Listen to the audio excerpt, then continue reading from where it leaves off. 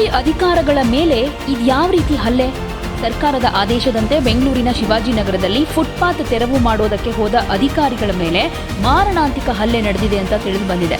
ಕೇಂದ್ರ ನಗರ ಪಾಲಿಕೆ ವ್ಯಾಪ್ತಿಯಲ್ಲಿ ಈ ಘಟನೆ ನಡೆದಿದ್ದು, ಇಂಜಿನಿಯರ್ ಮಾಧವರಾವ್ ಮೇಲೆ ಶಿವಾಜಿನಗರದ ವ್ಯಾಪಾರಿಗಳು ಅಂತ ಕರೆಸಿಕೊಳ್ಳೋ ಪುಡಿ ರೌಡಿಗಳು ಹಲ್ಲೆ ನಡೆಸಿದ್ದಾರೆ. ಅಧಿಕಾರಿಗಳ ಮೇಲಿನ ಹಲ್ಲೆಗೆ ಭಾರೀ ಆಕ್ರೋಶ ವ್ಯಕ್ತವಾಗ್ತಾ ಇದೆ. ಶಿವಾಜಿನಗರ ಬಸ್ ನಿಲ್ದಾಣದ ಬಳಿ ಫುಟ್ಪಾತ್ ತೆರವು ಮಾಡೋದಕ್ಕೆ ಅಧಿಕಾರಿಗಳು ತೆರಳಿದ್ದು, ಈ ವೇಳೆ ಸ್ಥಳೀಯರು ಇಂಜಿನಿಯರ್ ಹಾಗೆ ಸಿಬ್ಬಂದಿಗಳು ಮುಗಿಬಿದ್ದಿದ್ದು, ಅವಾಚ್ಯ ಶಬ್ದಗಳಿಂದ ನಿಂದಿಸಿ ಮಾರಣಾಂತಿಕ ಹಲ್ಲೆ ನಡೆಸಿದ್ದಾರೆ ಅಂತ ತಿಳಿದು ಬಂದಿದೆ. ಅಧಿಕಾರಿಗಳ ಕಪಾಳಕ್ಕೆ ಹೊಡೆದ ಕಿಡಿಗೇಡಿಗಳು ಕೈಗೆ ಸಿಕ್ಕ ವಸ್ತುಗಳಿಂದ ಹಲ್ಲೆ ಮಾಡಿದ್ದಾರೆ.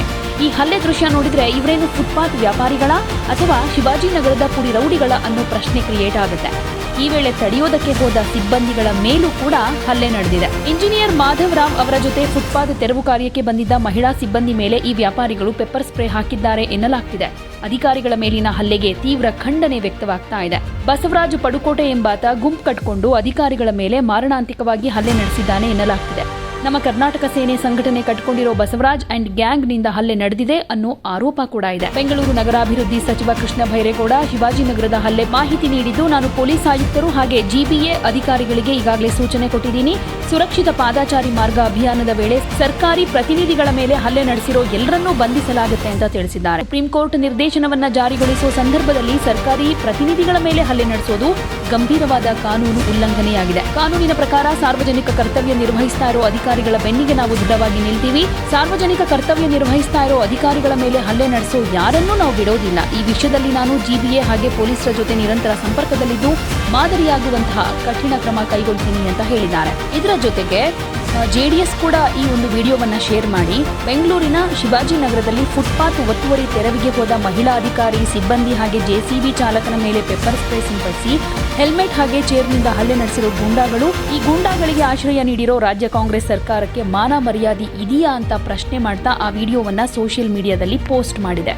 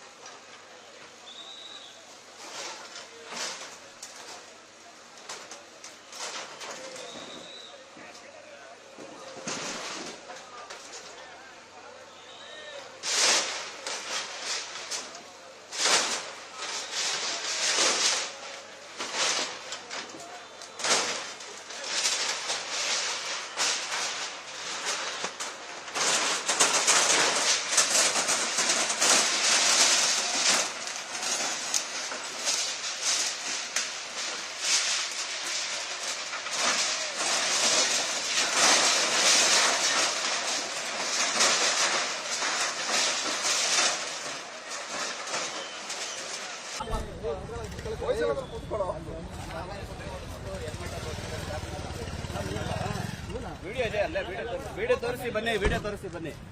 ಲೇಡೀಸ್ ಮೇಲೆ, ಸಾಹೇಬರ ಮೇಲೆ ಹೊಡೆದವ್ರೆ, ನಮ್ಮ ಹುಡುಗನ ಹೆಲ್ಮೆಟ್ ಅಲ್ಲಿ ಹೊಡೆದವ್ರೆ.